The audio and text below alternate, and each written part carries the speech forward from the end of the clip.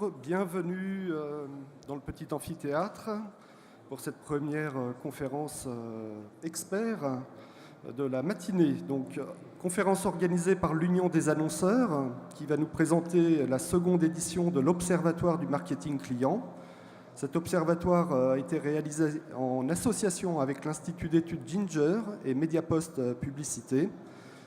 Cette seconde édition prend en compte de nouveaux paramètres et étudie notamment le niveau de maturité des annonceurs en termes de stratégie multicanale, de parcours client et de big data.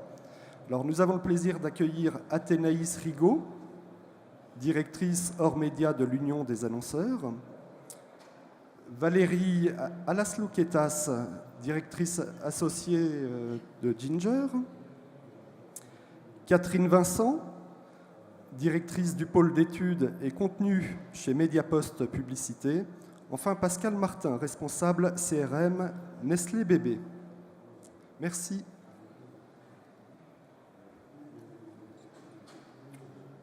Bonjour à tous et à toutes. Donc, avant de lancer l'observatoire et la présentation des résultats, vous m'entendez bien? C'est bon? Je voulais simplement vous expliquer pourquoi l'UDA a souhaité donc lancer cet observatoire. Comme le disait Olivier juste en introduction, c'est la deuxième édition.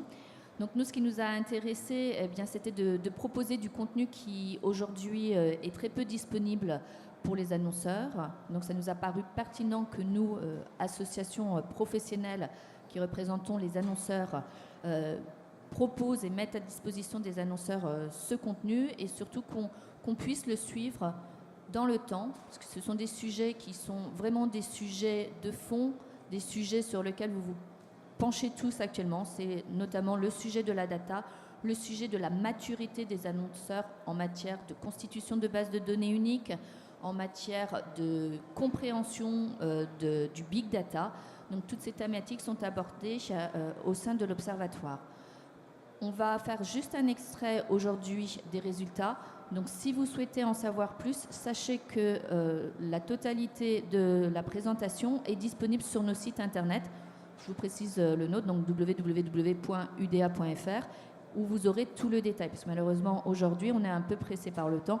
On ne pourra pas aller en profondeur sur l'ensemble des slides de cet observatoire. Voilà. Comme Olivier nous a présenté, on ne va pas se représenter. Je vais laisser tout de suite la parole à Valérie qui débute cette présentation. Et on vous propose de faire les questions en fin de présentation, si ça ne vous ennuie pas. Merci. Bonjour. Alors, je vais commencer par vous donner quelques éléments sur la méthodologie et les objectifs de l'enquête. Comme l'a indiqué Athénaïs, il s'agit de la deuxième édition de l'Observatoire du marketing client. C'est une enquête qui a différents objectifs. Premier objectif, c'est suivre dans le temps l'évolution des pratiques, des usages des directeurs et des responsables CRM ou marketing client chez les annonceurs. Donc il y a une dimension observatoire des comportements et des pratiques. Il y a un deuxième volet qui s'intéresse à certains sujets d'actualité comme la big data ou comme la mise en place de campagnes multicanales. Donc, cette enquête est menée par Internet, complétée par des enquêtes téléphoniques auprès d'une cible d'annonceurs, en l'occurrence les responsables ou les directeurs du CRM et marketing client. Pour cette édition, nous avons interrogé un échantillon de 117 annonceurs. Dans cet échantillon, nous avons une très bonne représentation de la variété des profils et des types d'entreprises, puisque, comme vous pouvez le constater ici, dans notre échantillon, on a aussi bien des annonceurs, des entreprises du secteur B2B ou B2C, ou les deux.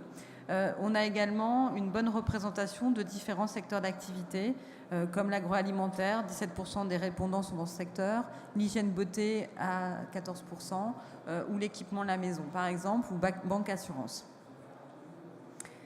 Sur ces annonceurs interrogés, nous avons également collecté des informations qui sont très intéressantes à regarder dans le détail et à croiser avec d'autres résultats. Ce sont des informations relatives à la mise en place ou à la disponibilité d'un réseau de points de vente. En l'occurrence, 60% des annonceurs interrogés disposent d'un réseau de points de vente, qu'il s'agisse de points de vente en propre ou de franchise. 58% disposent d'un site internet marchand et 23% sont des fabricants, c'est-à-dire des entreprises qui n'ont ni réseau de distribution directe, ni site de e-commerce. Je vais commencer par une mise en perspective des enjeux et des priorités des directeurs CRM tels qu'ils les ont exprimés à la fin de l'année 2014. Ces priorités concernent en fait leur chantier sur l'année 2015. Première chose, aujourd'hui, et c'est assez proche de ce qui avait été mesuré en 2013, en termes de stratégie CRM, la priorité est franchement marquée sur deux aspects, à égalité d'ailleurs, à la fois la nécessité d'aller recruter de nouveaux clients.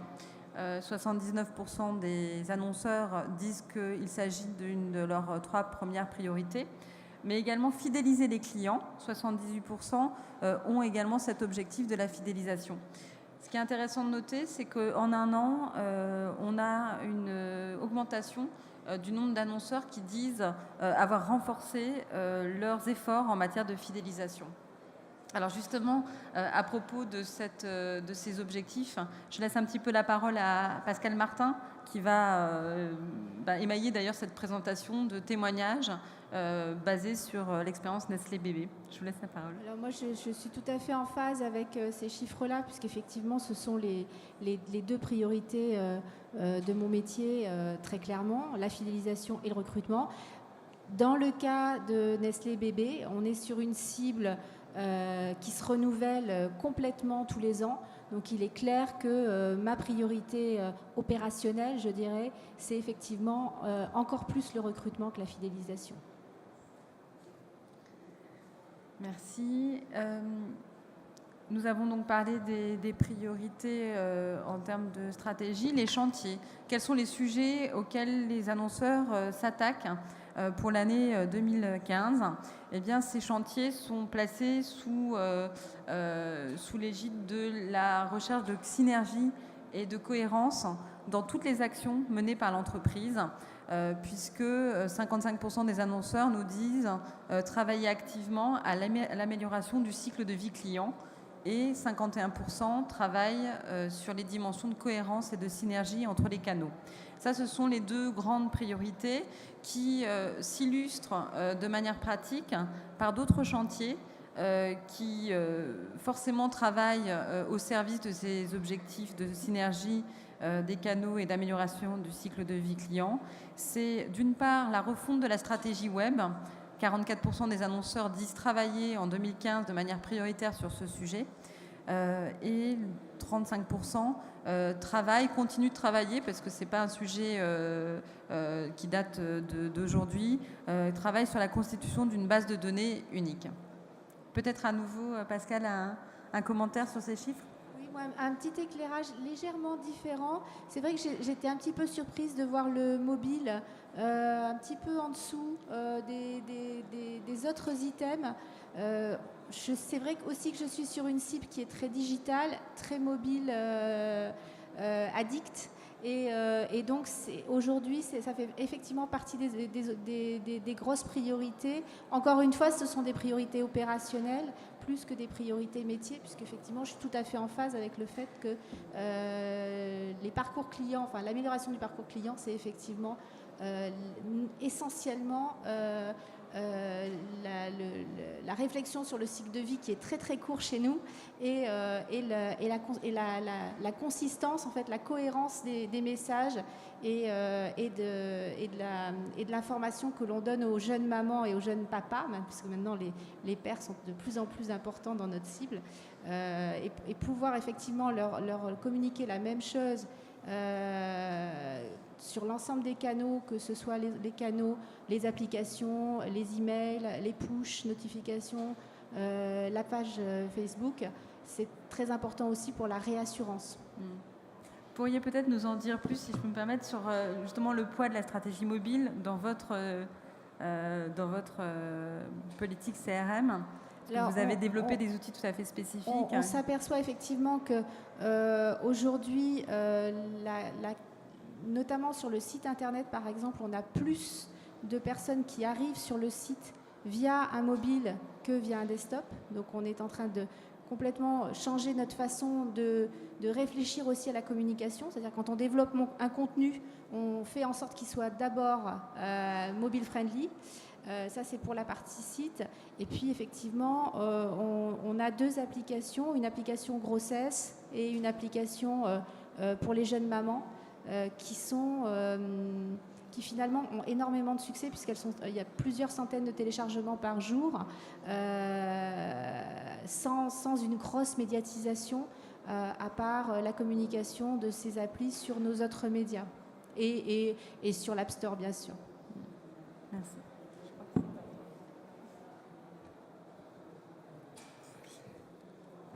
Il nous a paru intéressant cette année d'introduire une nouvelle question concernant les campagnes multicanales. On suit les tendances comme tout le monde. Donc la bonne nouvelle qu'on voit sur cette diapo, c'est qu'il y a déjà 61% des annonceurs qui mènent des campagnes multicanales. Il y a bien là la prise de conscience d'une évolution très forte des parcours des consommateurs, de plus en plus dispersés entre un nombre de points de contact différents, qu'ils orchestrent à leur propre rythme. Donc voilà, soit presque les 2/3 des annonceurs mettent en place des campagnes multicanales. On peut à l'inverse s'alarmer du fait que presque 40% ne le font pas encore. On a encore 40% des annonceurs qui se focalisent sur un seul canal dans leur campagne. Et là, on a clairement le reflet d'organisation encore très très en silo des entreprises. On le vit tous au quotidien. Nous, chez Mediapost Pub, on le vit très clairement d'étanchéité entre les différents départements.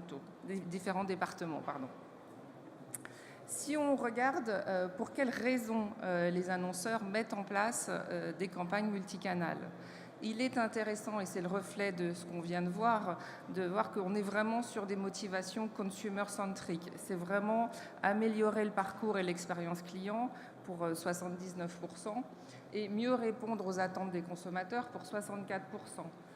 On a bien là cette notion de compréhension de la complexification des parcours clients, de consommateurs qui se retrouvent au cœur d'écosystèmes et qui vont vraiment aller piocher, chacun leur tour, le canal qui les intéresse. Le business, c'est quand même toujours le nerf de la guerre. On le voit que développer la performance de la marque de l'entreprise est cité par 27% des répondants en 2e position. Donc évidemment, c'est encore un objectif très important dans les campagnes multicanales. Pascal ? Simplement une réflexion sur le fait qu'effectivement, l'expérience utilisateur aujourd'hui, elle est clé. On a en face de nous des consommateurs qui sont de plus en plus exigeants, qui veulent que les choses aillent de plus en plus vite, ne pas chercher pendant des minutes entières, avoir une page sur le site qui s'ouvre dans les 2 secondes. Et donc, il faut être à la hauteur de cette exigence et être capable de répondre quasi instantanément, que ce soit sur la page Facebook ou sur le site ou via les applis, à une demande qui est de plus en plus impatiente, je dirais. Oui. On a un consommateur, en effet, de plus en plus exigeant. Absolument. On a ensuite demandé aux répondants, selon l'action CRM, donc c'est la liste de gauche, selon l'action CRM qu'ils mettaient en place, est-ce que c'était du recrutement, de la fidélisation, de la création de trafic, etc. Quels étaient les canaux, le mix canaux idéal qui était mis en place? Donc vous allez voir cette diapo qui est un peu dense, mais qui est très très intéressante. Ce qu'on voit, c'est quelle que soit l'action CRM qui est mise en place, l'email est partout. Ça semble être devenu le passage obligé de toutes les actions CRM. C'est vrai que c'est un canal très réactif, facile à mettre en place, relativement économique. Ça pose des problèmes que nous font remonter nos consommateurs de saturation quand même. On demande beaucoup de choses à l'emailing. C'est un très beau canal, on lui demande peut-être un peu trop de choses. Il ne peut quand même pas répondre à tous les objectifs. Pascal ? Oui, là-dessus, effectivement, c'est la facilité d'utiliser l'email parce que c'est effectivement très bon marché. C'est un support qui permet de communiquer pas mal de messages, mais on s'aperçoit effectivement en termes de ROI qu'on a tout intérêt à doubler ou effectivement remplacer les emails, notamment par les push notifications qu'on utilise beaucoup nous sur nos 2 applis. Ouais. Et qui permettent d'avoir un message beaucoup plus précis, pertinent et finalement moins intrusif que l'email qui encombre nos boîtes. Voilà, partenaire évident de l'email, le site internet, qui va être utilisé sur le recrutement par 67%, sur les actions de communication promotionnelle par 67% aussi, et en création de trafic on ou offline par 58% aussi des répondants. Voilà. Donc là, on a le mix assez logique, emailing plus site internet, l'email renvoyant très souvent vers le site internet, bien sûr. Deuxième partenaire de l'emailing, le courrier postal, ce vieux média qui a quand même toujours un vrai rôle à jouer dans la relation client. On le voit en action de fidélisation, 61% encore d'utilisation du courrier postal. C'est des niveaux qui sont stables par rapport à l'année dernière, pas sur cette question, mais sur d'autres questions en utilisation globale du courrier postal, c'est stable, il n'y a pas d'évolution, ainsi que sur le traitement particulier de clients VIP, de clients premium, sur lequel on va actionner un courrier postal pour créer une relation particulière. Troisième canal, le centre d'appel, qui en effet joue toujours un rôle clé dans la relation client et pour relancer des clients abandonnistes. Parce que, oui. Oui, un petit peu la même réflexion que je me faisais sur les slides précédents, c'est-à-dire que je trouve que le mobile, effectivement, est un petit peu le parent pauvre, peut-être parce que c'est plus cher, peut-être parce que c'est techniquement plus difficile à gérer. Mais en tout cas, j'ai vraiment l'impression que les consommateurs sont là aujourd'hui et qu'il va falloir les accompagner dans cette recherche de mobilité. Absolument. On poursuit notre exploration en faisant un détour par cette fameuse mesure du ROI, mesure du retour sur investissement. Donc là, on a demandé aux entreprises pour la 2e année consécutive s'ils avaient mis en place un système de mesure de leur ROI.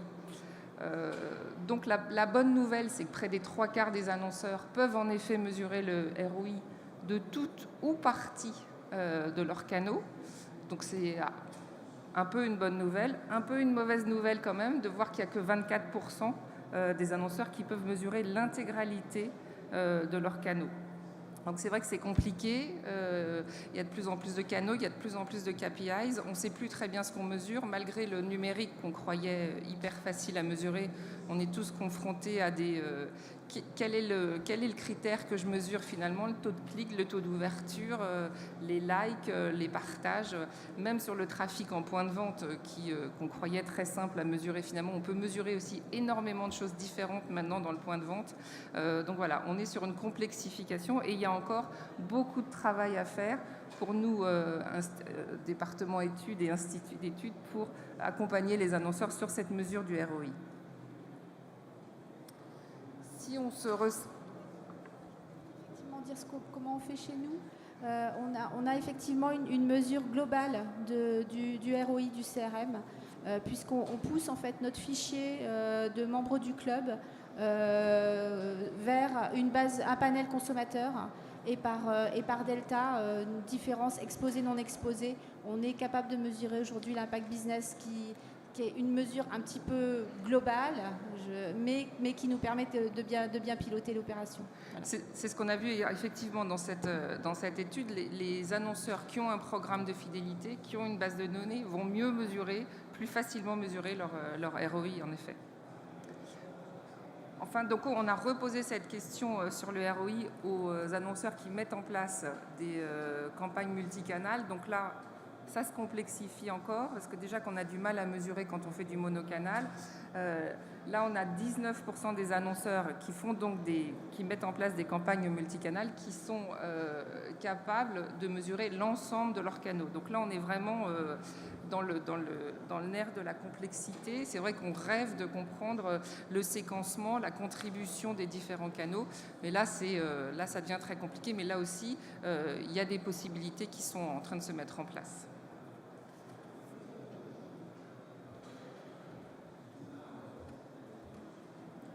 Alors, c'est à nouveau mon tour et je vais arriver avec des gros mots, puisque je vais parler de Big Data. On a voulu, on est des curieux, tous ceux qui animent l'Observatoire du marketing client, on a voulu en fait savoir quel était le lien entre Big Data et CRM du point de vue des annonceurs. Et on a posé 2 questions sur le sujet. D'abord, est-ce que vous sauriez dire ce qu'est le Big Data ? Voilà, est-ce que vous en avez une vision claire ? Est-ce que vous en avez une vision un petit peu floue dans les grandes lignes, ou au contraire, vous vous sentez démunis ? Et la deuxième question, ça a été de savoir quel est le lien possible, à moyen ou long terme, entre le CRM et Big Data.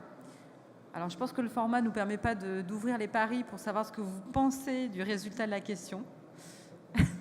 Donc, j'ai vu des pouces baisser vers le bas. C'est peut-être un peu ça, mais certainement. En fait, sur les directeurs et responsables CRM, il n'y en a finalement que 23% qui disent connaître et savoir approcher le sujet de la Big Data. C'est pour ça que tout à l'heure, je parlais de gros mots. Effectivement, on en parle beaucoup sans savoir nécessairement ce qu'il y a à l'intérieur, ce que ça représente en termes de logique, de technique, de bénéfices derrière. Et puis on voit que 29% disent « voilà, je connais dans les grandes lignes, mais je ne saurais pas me positionner personnellement. Je ne sais pas l'expliquer, excusez-moi. Moi non plus, je n'arrive pas à présenter ce slide. » Et surtout, 32% reconnaissent qu'ils seraient vraiment dans l'incapacité de définir et d'expliquer ce qu'est le ou la Big Data. Je vous ai fait un petit extrait des propos tenus par les annonceurs, ceux qui ont été les plus prolixes. 19% en fait, des annonceurs ont parlé de l'agrégation de données clients internes et externes, avec leurs propres mots. C'est ce que vous avez ici. Je vais vous lire quelques propos de responsables CRM. Par exemple, c'est une consolidation de toutes les données d'un individu, peu importe les canaux, d'où viennent les informations. Ces données viennent surtout du web qui récupère le plus d'informations. Ça, c'est un exemple de définition qui a été donné par un annonceur. 4% par ailleurs des propos parlent de l'usage et du bénéfice Big Data en termes de CRM et notamment l'utilité de cette science et cette pratique pour construire des scénarios prédictifs. Alors on le voit, aujourd'hui les responsables CRM sont plutôt dans le flou, ont besoin d'accompagnement pour avancer sur ces sujets. Et je le dis d'autant plus que, en fait, 84% des responsables CRM reconnaissent qu'effectivement, à leur sens, il y a un avenir commun, des croisements communs entre Big Data et CRM. 84%, donc 46% qui disent qu'effectivement les liens entre les deux pratiques vont s'établir à court terme, 38% qui pensent que ce sont des développements qui vont intervenir à moyen ou long terme.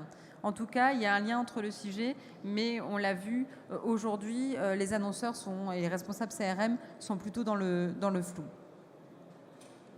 Et je passe la parole à Athénaïs. Je peux peut-être faire un petit témoignage sur le Big Data. Je pense que la vraie problématique pour les gens du terrain du CRM, c'est d'arriver à avoir, comme toujours, des indicateurs pertinents. On est complètement noyé sous la data. il faut la structurer, ça coûte cher de structurer de la data. C'est un peu difficile à expliquer en interne.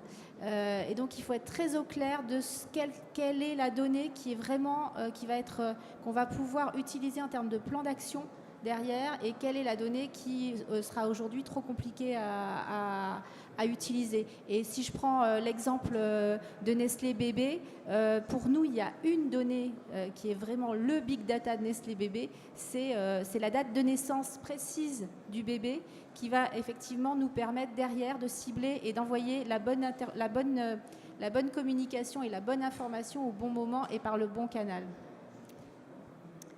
On va justement rentrer dans cette utilisation et cette exploitation de la donnée dans cette seconde partie, et on conclura sur l'usage des canaux CRM et avec leur évolution dans le temps, ce qu'on a pu comparer avec l'année dernière.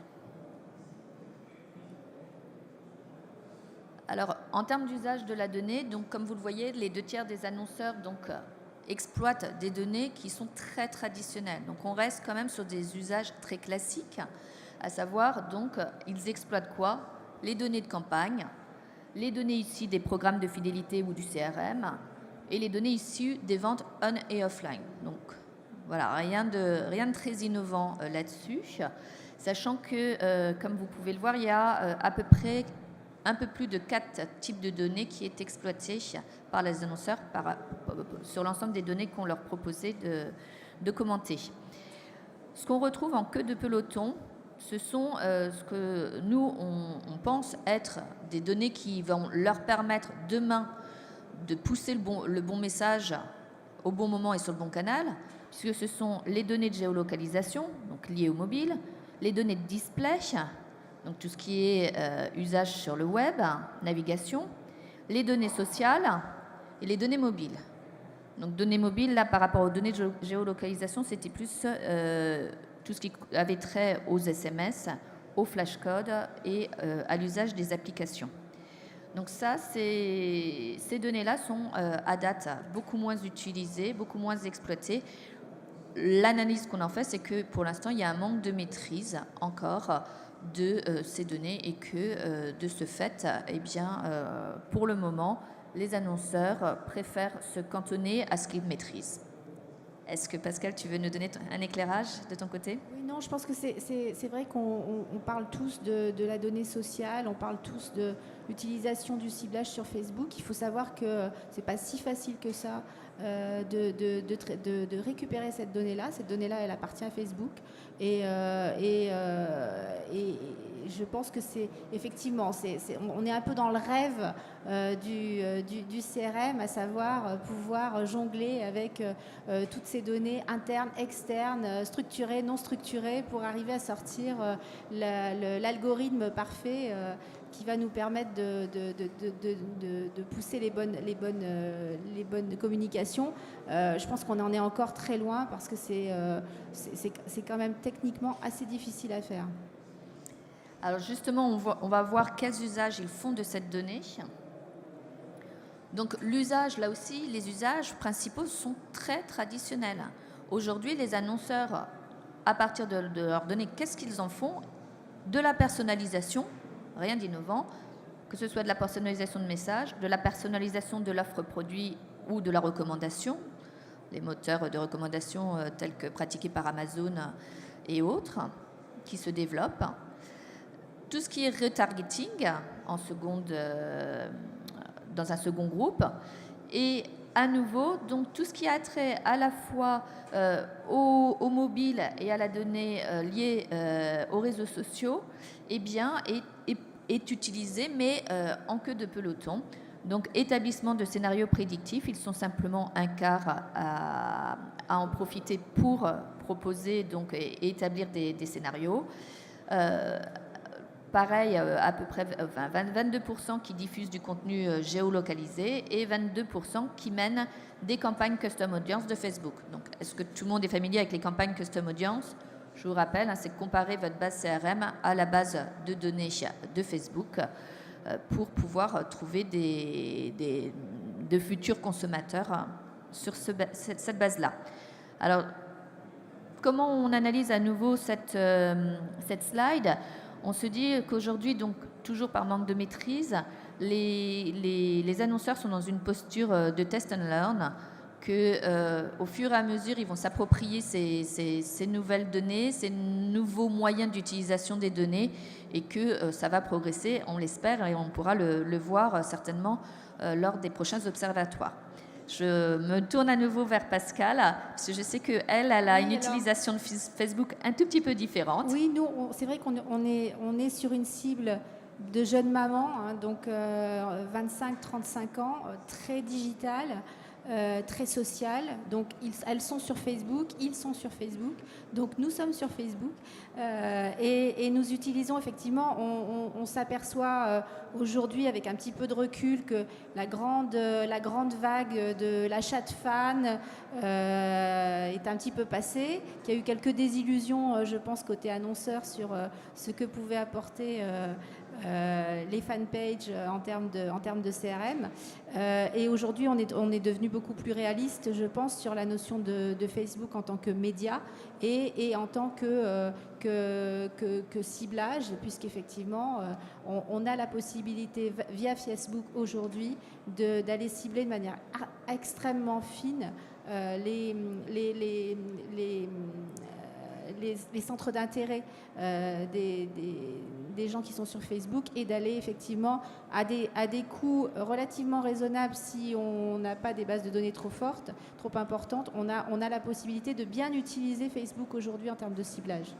Voilà, tu nous parlais de lookalike. Oui, qui effectivement est la possibilité d'aller chercher dans la base de Facebook les profils qui ressemblent à nos fans et pouvoir effectivement utiliser la puissance de Facebook pour aller chercher du recrutement, puisque en tant que responsable CRM, moi, mon objectif, ce n'est pas de créer des fans, c'est d'inscrire des gens au programme de fidélité de Nestlé Bébé sur le site et de récupérer la donnée. Alors, on va s'intéresser au point suivant, au fait qu'il y ait ou non une équipe dédiée à l'analyse de données en interne. Donc, aujourd'hui, vous avez donc près de 3/4 des annonceurs qui disposent d'une personne ou de plus au sein de leur entreprise qui sont dédiés donc à l'analyse de données. Pour moi, je trouve que c'est un taux très intéressant parce que c'est quand même important de se dire que voilà, il y a près de 73% qui en disposent. Et du côté de Nestlé, je sais que vous n'avez pas fait ce choix-là. En fait, aujourd'hui, le métier du CRM n'est pas un métier central chez Nestlé. Et donc, on a effectivement externalisé les outils de gestion du CRM, notamment la gestion du site. Et donc, on a effectivement, c'est au niveau de l'agence que l'on a le data consulting qui nous permet de piloter nos résultats. Alors ça, c'est quand même une surprise, ce résultat, parce que l'année dernière, pour ceux qui avaient suivi les résultats, en fait, on s'était rendu compte qu'il y avait un manque de profil de data analyst dans les entreprises et que donc il y avait un besoin de création de formation de data analyst, data scientist qui entraîne. Enfin, on se rend compte qu'aujourd'hui, il y a un certain nombre d'écoles qui développent donc des formations de ce type. C'est un peu le métier de l'avenir d'après notre analyse. Alors, on va s'intéresser maintenant à la possession ou non par les annonceurs d'une base de données unique, à savoir donc une base par laquelle, en fait, qui permet de savoir, quel que soit le canal par lequel le client est entré, donc qui permet de définir qui il est et de définir surtout ce qui s'appelle un RCU, donc un référentiel client unique, ce qui va permettre derrière, bien sûr, d'avoir une cohérence dans les messages qu'on lui envoie et d'être plus pertinent, donc, et plus d'avoir une personnalisation plus fine des messages qu'on lui fait parvenir. Alors, cette base de clients unique, c'est une question qu'on avait posée l'année dernière. Il n'y a pas d'évolution significative. Il faut savoir qu'il y a déjà 62% des annonceurs qui ont constitué cette base de données unique, ce qui est quand même, pour moi aussi, un taux assez conséquent, et qu'il y en a un quart qui sont en train de constituer cette base de données. Alors, il faut savoir quand même que cette base de données unique, elle est surtout, on retrouve parmi les annonceurs surtout les pure players, bien sûr, puisque les pure players, ils sont, de par leur nom, plutôt monocanal, plutôt digitaux, et que pour eux, bien sûr, constituer une base de données unique, c'est plus simple qu'un retailer qui aura plus de difficultés en tout cas, à récolter des données au sein de son point de vente.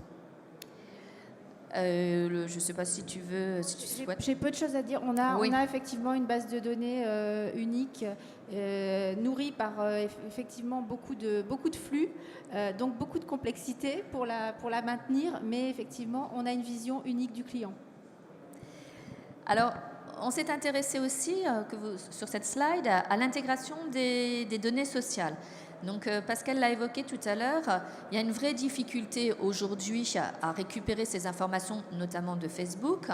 Donc, ça explique pourquoi simplement seuls 16% des annonceurs aujourd'hui ont pu intégrer les données sociales dans leur base de données unique. Mais je pense qu'il y a un mouvement là aussi, puisque c'est quand même la richesse de la base, la qualification des adresses, elle se fait notamment par les réseaux sociaux, et que c'est un mouvement de fond, mais qui va tendre à s'étendre. Alors un petit schéma récapitulatif justement sur les bonnes pratiques en matière de CRM. Donc un mapping avec d'un côté l'intégration des données sociales et de l'autre la constitution de la base de données unique. Donc comme vous pouvez le voir, il y a aujourd'hui seulement 8% des annonceurs qu'on a déclaré être en excellente pratique CRM, c'est-à-dire qui arrivaient à la fois à intégrer leurs données sociales et dans le cadre d'une base de données unique. Donc on retrouve les chiffres de la slide précédente, 54 plus 8%, c'est bien les 62% aujourd'hui qui ont une base de données unique.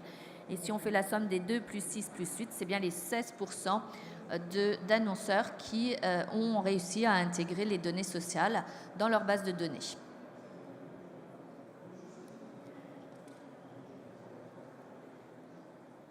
Alors, on va arriver sur la dernière partie qui concerne donc le panorama et l'avenir des canaux CRM utilisés par les annonceurs. Alors, ce qu'il est intéressant de noter, de toute façon on l'a vu tout au long de cette présentation, c'est l'hégémonie de l'emailing qui aujourd'hui qui est utilisé à 93% par les annonceurs. Sachez que demain, on va le voir sur la slide suivante, il sera utilisé à 100%. Donc comme l'a expliqué Catherine, bien sûr, pour sa simplicité d'usage, son coût relativement réduit. Suivent ensuite les réseaux de points de vente. Alors bien sûr, on a interrogé uniquement ceux qui avaient un point de vente, mais ce qui est intéressant de noter, c'est qu'il y a parmi donc les annonceurs qui ont un point de vente, 84% qui considèrent que ce canal est un canal CRM et qui l'utilisent en tant que tel, notamment pour collecter les données de leurs clients, pour leur demander s'ils souhaitent participer au programme de fidélité et autres. Donc c'est un vrai canal de relations clients, bien sûr. Le site internet, on l'a vu, c'est un chantier prioritaire des annonceurs, donc ça se retrouve dans cette slide. Il est en 3e position et il est utilisé en tant que canal CRM à 72%. Le courrier postal, juste ensuite, on va le voir, donc le courrier postal est arrivé, on va le voir en termes de progression et des investissements sur ce média, est arrivé à maturité, mais il garde une place certaine dans les stratégies de CRM. Le centre d'appel à 64%, qui est plutôt un bon score aussi, et arrive en dernière position, donc les médias sociaux et le mobile. Le mobile qui a un grand avenir devant lui, on va le voir juste après, avec une marge de progression très importante. Et les médias sociaux sur lesquels je souhaite m'attarder 2 secondes, parce que comme vous le voyez, les médias sociaux sont passés de 71% à 59%, ce qui est une baisse significative.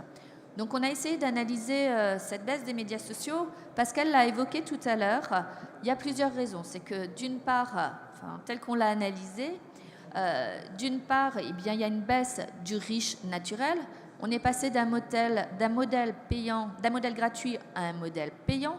Et donc les annonceurs aujourd'hui font des arbitrages. Ils ont rationalisé leurs investissements et ils se disent aujourd'hui, est-ce que ça vaut le coup vraiment que j'aille sur ce type de canal?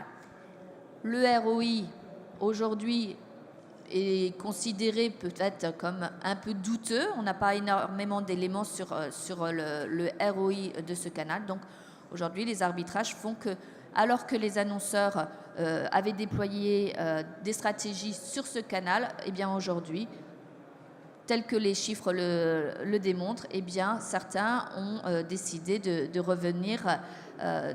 revenir.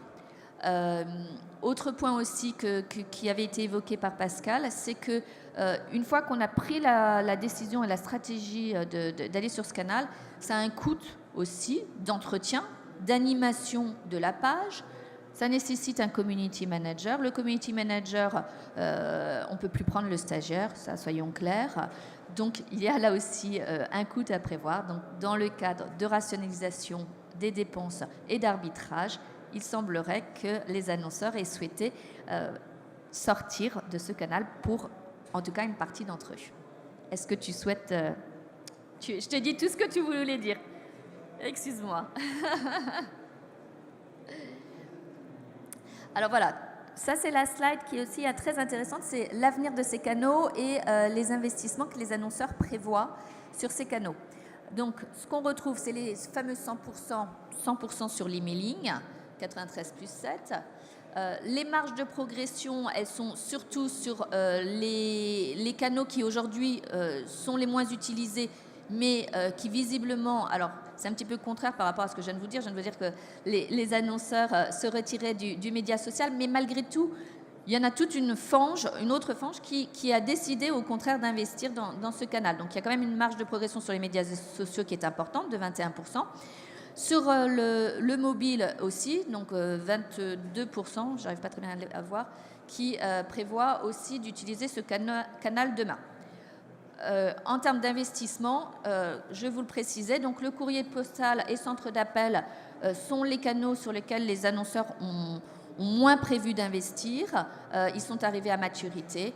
Les canaux qu'on retrouve sur lesquels il y aura le plus d'investissement, principalement le mobile, 92%. Le site internet qui, je vous le rappelle, est une priorité, c'est la première vitrine de l'annonceur aujourd'hui. Or, ceux qui ont un point de vente, mais en tout cas pour ceux qui sont online, et les médias sociaux qui sont aussi très bien placés. Est-ce que, Pascal, sur toi, ton usage? Je pense être assez en phase avec cette présence, avec cette photo-là, c'est-à-dire qu'effectivement, on sait tous qu'on a... le site est toujours crucial pour nous et effectivement il est central dans l'écosystème. Dans la notion de mobile, il y a beaucoup de choses. Il y a la version mobile des sites, ou les sites mobiles, il y a les applications, il y a les push notifications, il y a énormément de choses différentes et énormément de métiers différents derrière. Donc, et puis il y a surtout un usage qui fait qu'aujourd'hui, on sait très bien qu'on va devoir vraiment changer notre culture en termes de communication et se dire que typiquement, beaucoup de choses qu'on crée aujourd'hui en termes de nouveaux contenus, il faut les penser mobile first. Une dernière slide pour vous donner le top 10 des outils utilisés en CRM. On retrouve l'emailing largement en tête avec la newsletter. Donc on est sur plus de 70% d'utilisation de ces deux canaux. Ces deux outils, pardon, et arrive très vite ensuite, donc utilisé par 50% des annonceurs, donc le courrier adressé. Donc là, voilà, c'était mon petit message. Le courrier n'est pas mort. C'est aussi un peu de publicité pour nos amis de Mediapost qui nous soutiennent déjà depuis 2 ans sur cette étude. Ce qu'il est intéressant de noter, c'est que la chaîne YouTube est aussi en forte progression. Donc il y a de plus en plus d'annonceurs qui s'intéressent aux médias vidéo, mais ça, vous en étiez déjà conscient. Le mobile, malgré la politique CRM de Nestlé, ne ressort pas parmi les 10 canaux les 10 outils les plus utilisés. Mais on retrouve les réseaux sociaux, donc Facebook, Twitter notamment. Voilà. Donc nous en avons terminé pour la présentation assez rapide de cet observatoire. Comme je vous le disais en introduction, vous pouvez retrouver l'ensemble des slides qui sont, et de l'étude qui est beaucoup plus conséquente sur le site de l'IDEA notamment, mais aussi sur celui de Ginger et celui de Mediapost Publicité. Vous aurez le détail notamment sur chaque canal des outils les plus utilisés. Et comme ça, vous pourrez retrouver notamment en termes de réseaux sociaux ou en termes de mobile, si ça vous intéresse, donc quels sont, si le SMS est utilisé par X% des annonceurs. Tout le détail est dans le reste de la présentation. Voilà, si vous le souhaitez, nous sommes encore à votre disposition pour quelques minutes de questions. 2-3 minutes. J'en suis sûr, il y a beaucoup de questions. Bonjour, tout d'abord, merci beaucoup pour cette présentation. Je m'étonne du retard de l'utilisation du Big Data par les responsables CRM et en fait, je voulais vous demander, à votre avis, est-ce que c'est parce qu'ils ne sont pas du tout équipés de base CRM, ils n'ont pas de Neolan, ils n'ont pas de Sugar CRM, ils n'ont pas tout ça, ou est-ce que c'est parce qu'ils ne savent pas par quelle boule attraper? Est-ce que vous pensez que c'est un problème technique, c'est un problème psychologique ou c'est les deux? Il y a aussi un problème de coût. Parce que s'équiper de gros logiciels de gestion de la donnée, c'est aussi un coût. Et ensuite, pardon. En tout cas, nous, les retours qu'on en a, c'est bon. Il y a déjà un problème de coût, de multiplicité d'outils existants. Donc, savoir décrypter quel est celui qui sera le plus approprié à votre besoin, d'organisation. Ça aussi, c'est complexe dans les entreprises qui travaillent encore en silo. Il y a la DSI d'une part, il y a le CRM de l'autre, il y a le digital encore ailleurs. Ces gens ne se parlent pas forcément. Donc bon, c'est tout différentes raisons pour lesquelles aujourd'hui, effectivement, il y a encore un retard. Mais je pense qu'il y a en tout cas une sensibilité au sujet qui fait que je pense que ça va se résoudre dans les années à venir, prochainement. Bonjour, j'aurais une question. À propos de Nestlé, vous avez énormément investi au niveau groupe dans le social media pilotage, en commençant par l'écoute des réseaux sociaux, l'analyse, le développement de la formation avec le DAT à Vevey. Qu'en retirez-vous pour votre domaine d'activité CRM sur Jeune Maman ? Comment l'utilisez-vous? Qu'est-ce que vous en faites aujourd'hui et comment vous couplez les données ou pas? Est-ce que vous avez l'intention de développer du community management qui est quand même très important pour les jeunes mamans?